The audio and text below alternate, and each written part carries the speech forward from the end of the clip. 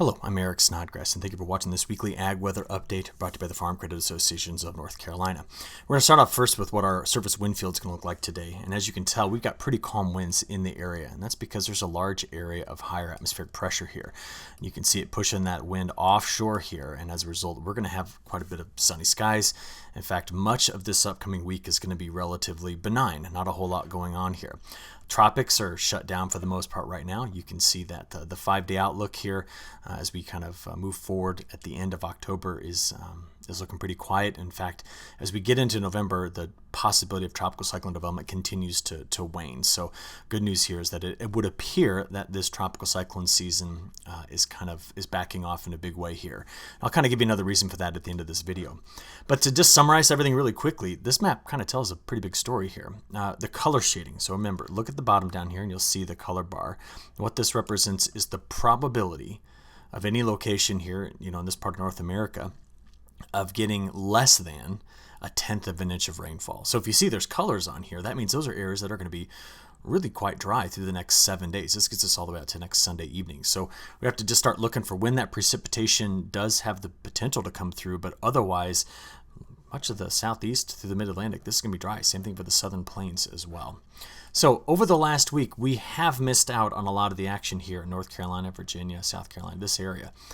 This total rainfall map here goes back 1 week, and all the action was in the central part of the United States, from the southern plains clear to the big snowfall events that hit parts of Wyoming and Montana right in through here. So this is where, again, over the last 7 days, much of the action was, and that spread over the end of last week into the eastern Corn Belt. And that has really slowed harvest progress in a big way right into this particular area. And also what hadn't been harvested in the Dakotas was also slowed considerably as well. But just looking at this, why don't we just take a look at our latest top 4 inches of soil moisture, just to reference, just something to keep an eye on. Because just to point out, some of that heavy precipitation that made it into here was also in an area that is in significant drought. So in the longer term, we'll be appreciative of that rainfall. But if you come over here to the Carolinas, you start to see that some of the topsoil is drying out here, although just on the other side of the Appalachian Mountains in Tennessee, things are still looking quite wet. Okay, bigger story as we go forward. Much of the way that the atmosphere is going to set up its flow pattern is going to really target the West Coast in a big way. And we look at that by looking at troughs and ridges. And you can just remember that the air flows around these troughs like this, and it runs up over the ridges. So the flow of the jet stream, I'm kind of tracing out right here. That's the way to look at these graphics, okay? So what you're going to notice is as I play through early this week, we have got the Pacific Ocean just reloading with deep troughs. And this is going to bring a lot of heavy precipitation to the West Coast. We got this little kind of rogue low that's cutting through from, Wyoming here through the Great Lakes. And we're going to watch that one because this is by Wednesday into Thursday, Friday. Let's just stop it here like Friday night. That kind of gets wrapped up into I'll call it a deeper trough, but it's not connected to cold air. I mean, look to the north of it. There's a big area up here of higher atmospheric pressure and higher atmospheric heights. But this will bring a weak front through. It's going to increase our chances of rainfall, at the end of this week. But holy cow, look at the west just resetting here with another deep trough. And that's where much of the action is going to be. Now we get a cool down, but look at the ridge that builds back in. Now the thing is given the weakness of that trough and then the flow coming in like this, that's a setup to produce more higher pressure than lower pressure, okay? Remember, if you're looking for heavy rainfall, you want to be at the end over here, the eastern side of a trough. So that action is going to be there. So that's why when we look over this time period, we just don't see a lot of precipitation coming through. I mean, you ready? Here's your next 3 days. I can play it fast because all the action is coming out of Wyoming, heading toward Minnesota, and you can almost get a sense of the clockwise flow. That's that high pressure cell just flowing around there. So we can stop looking at the near-term forecast. Let's go all the way out to Wednesday. Well, let's just keep going. Thursday into Friday. There we go. At that point, that low, which started in California, moved to Wyoming, and then moved toward Wisconsin, is now sitting here in Quebec. It's got a front that drapes right down there. And this is Friday early in the morning. So as we get through the day on Friday, that's when our chances of precipitation increase. So from now until then, enjoy a very nice week. But then that low curls on out, and we just keep seeing that deeper trough sit in this area. And so there will be a stalled out boundary here, and this is Saturday afternoon. getting into Sunday morning, Sunday midday, Sunday evening. And we just might possibly see at that time, around the backside of that deeper trough, just the chance for bringing in some precipitation here. But as you notice, look at the west coast just getting targeted, and boy, does California need this precipitation bad. So if we add it all up, ready, we'll play through quickly through Wednesday, Thursday, Friday. We'll stop it right there, 7 a.m. Friday morning. As we then go through the day on Friday, that's our first chance of getting some rain this week. So Friday through Saturday, but we're not talking about much at all. It's going to be mostly scattered precipitation coming through. And even if I play this on out, that second boundary that sets up at the end of the weekend into Monday, it might just bring some scattered showers into our area, but you keep playing this forward, and what you see is California, Oregon, Washington hammered. Through here, there's a system, and then that low curls up here and brings in this stationary boundary that could push up against the Appalachian Mountains early next week. But that's really about it. And where the pattern goes after that, well, this is going to be a key part of the message at the end of this briefing today. It's going to be what happens to this trough I just drew a line through. So the flow comes around it like this. Now, if these troughs of low pressure can get over the mountains and get to the eastern part of the United States and still stay connected to the cold air in the Arctic, that's way up here, then that's really going to give us a pretty significant pattern change. And the models want to do this by the end of October. I mean, see, they're finally sending something through here, but still reloading, with a deeper trough in place here. But this is at least a little bit different look than what we have been seeing. I'll show you what we have been seeing in a moment. First, let me give you the forecast part of this, okay? This is the week 2 precipitation pattern. And therefore, if you bring those troughs through, they come over the mountains and they eject in the plains, and in the Midwest, we'll get some storm systems. And as you know, as these curl to the north, they do bring fronts through us, which is why we see that our week 2 precipitation pattern favors near normal precipitation, all right? Now, I'm going to come back to the longer term on this in just a second, but it does appear that as we finish October and begin November, we could have more what I would just call routine, normal fall-like weather in terms of the precipitation side of things. But I've got some more news for you about November in just a second. First, I want to talk temperatures because we're at that time of year here. Let's shrink this up. There we go. Where we are starting to approach when we typically have our first frost. Now, I pulled this off for Raleigh, so I just picked one location.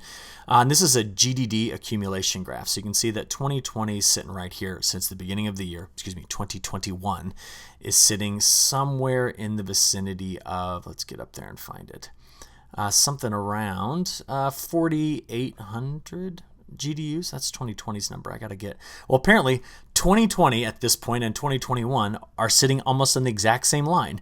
And so that's why you see the number 2020 reflected. But 4,800 GDUs. What we know is historically, this is also the time of year where we can get frost events. Now, our median frost date is sitting somewhere here, the 9th, 10th, 11th of the month of November. So we want to be on the lookout for some cooler weather coming through. So I thought we'd just take a look at these low temperatures to just get an idea, because it was a chilly morning this morning. You can see that we had some 40s in the area. Well, as we work through this week, we're going to go mild, right? So by Wednesday, we've already warmed up where our low temperatures come out of the 40s and get up into the low 50s. And that's Friday when that front is trying to come through. And so as it slowly meanders through, it's going to be the Corn Belt that gets the colder air first, and then it finally gets back over to us by Sunday. That's kind of how our temperatures are playing out in terms of overnight lows this week. We can just go back and take a quick look at those highs. So 70 today, and as we go through Tuesday into Wednesday, as you'd expect, we're going to warm up to the mid-70s. And then as the weekend approaches, there's Friday's highs, Saturday, Sunday. So we're going to go back into the upper 60s by the weekend. Overall, the pattern, though, before we can get that deep trough that's been setting up here to move across the country, we'll just go back over to favoring a little bit warmer than normal conditions day 5 through 10. So that cool down you saw at the end of this week and early weekend pushes on out, and we get some warmer air coming back in behind that. But the pattern's going to stay relatively, I think, as we get further into the month of October and then start November, I think we're going to see more of an unblocked moving pattern. And when I say unblocked and moving, what I'm talking about is getting rid of this. So from the middle of September until the middle of October, we've just kept seeing deep troughs of low pressure here and a very persistent ridge that's been between Greenland and the Hudson Bay. So the flow of the atmosphere has to go over that ridge, around this trough, and then run back up over this ridge. And this is an example of a highly amplified blocked pattern. That's all got to break down. And we start to see that out there about, let's just zoom back in here, I don't know, it seems like the 28th, 29th. Whoa, sorry about that. And you see we're sending more troughs of lower pressure across the mountains. I'm not talking about the Appalachian Mountains. I'm talking about the Rocky Mountains. That's what's got to happen first to really change the pattern. It does help that the MJO, which has been spending so much time from phase 3 into 4 and 5 and 6, that it's trying to come back out over here in phases 1 and 2. Now, where that is, that's over by Africa. And so therefore, if we do get the MJ over into this phase, just take a look here. If I kind of hover, you notice that phase 1 has more cooler air in the west and warmer air to the east. That's where we're in now, all right? But phase 2 allows some of that cooler air to move east, and we might see that. So that's one piece of this. But overall, much of the month of October, the models continue to say, much of the month of November, the models continue to say, are we going to really be able to break down the deep troughs that keep forming in the Gulf of Alaska? And because they're not favoring that, we just see the cooler weather west, and we're going to experience a normal temperature pattern according to the models. But I'm thinking about some other things here, and I'd like to explain it to you, and then we'll wrap this up. You see, I went back thinking about this temperature and precipitation pattern, and I found for October, November, for North Carolina, our wettest October and November time periods on record. Now, yes, some of these are due to big landfalling hurricanes, but notice this. What I've got shaded for you here, do you see this color here? That would be where the MJO is. And if you, just a reminder, the MJO phase 1 is here, 2 is there, 3 is here, and just so you know, it goes all the way over to here where phase 8 is, so fill in the numbers. If we have our best upward motion in phase 1, which is where the MJO is going to try to spend a little bit of time next week, we have better chances at seeing more precipitation. And that's why I told you the week 2 pattern could see that, but it's got to stay there in order for that to occur. And I don't think it will, because when I look out here, I also look at this. Those wettest October and November time frames had mild ocean temperatures here, cool in the North Atlantic, and no hint of La Nina, really. I mean, right along the equator, it was warm. So I look now and go, wow, it's warm in the North Atlantic. La Nina is really cranking. I mean, we got sea surface temperatures that are down here pretty chilly compared to normal, and of course compared to last year. And the Southern Oscillation Index is at 11 or 12. That's high. That means La Nina. And we just know this. If it's October, November, history would tell us that we should see a positive correlation with ocean temperatures. If they got warmer, we would see wetter conditions. That's what that red color means in there. We don't have that. We've got colder ocean temperatures, which means the red means drier. So if I were to use this, if the MJO could stay in phase 1, we would look at a wetter November, but it's not going to. And if La Nina dominates, we'll have better chances at being drier. Okay. So thinking about all that, I think what I want to finish with, let's zoom out here, is this. If we're going to transition to a very wet time period coming up, this is what has to happen, okay? Got to build a big ridge here and a big ridge there. Now, you know this is not what we've been seeing. This is what we've been seeing. I know it's a little different projection. We're looking on the North Pole here, but there's been a trough here and a ridge there. Now, let's come back to this different view. That's okay. A trough must develop here, and we got to have ridges flanking the United States. And you know why. The flow is going to do this. Get all blocky here, dip down, come over toward the Appalachian Mountains, and then run up quickly over that ridge. And that ridge pumps in moisture.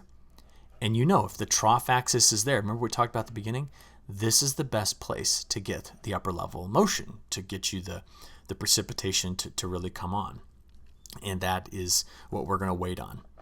Now, if this pattern sets up, you'll go wet, but I don't think I see that coming anytime soon, especially from now to the end of the month of October. We'd have to wait for this to develop in November if it's going to develop, but that'd be a pretty significant pattern shift. Last thing I want to point out is what's going on in South America, okay? Planting progress in Mato Grosso, which is their biggest soybean producing state, which is here, okay? Mato Grosso, by the way, is about 5 times the size of Iowa, just to give you an idea. They're going to be seeing near normal to wetter than normal conditions. Brazil's eastern growing areas, I'll just kind of highlight all of them there, are going to be wet. As we get into Mato Grosso do Sul, down to Paraná, Santa Catarina, and Rio Grande do Sul, that's the southern Brazilian growing areas. You see that the farther south you go, the drier it gets. And that's going to be a major concern, not only for southern Brazil, but Paraguay, which is here, Uruguay, which is there, and Argentina, which I just kind of drew a line right through Argentina's most productive regions. And the concern is as we go forward, if this La Nina continues to develop, that area is going to have problems with getting enough precipitation. And through the next 10 days, it's looking dry. And I just think that's a pattern we might see more often than not just over the next 10 days, but possibly from now through March. And if that is favored, that La Nina really had a tight grip on what's going on in South America, and it could mean a good crop north and a rougher, less productive crop to the south. So I'll keep an eye on it, keep reporting back to you. Hope you all have a great week, and I'll talk to you next Monday. Thanks.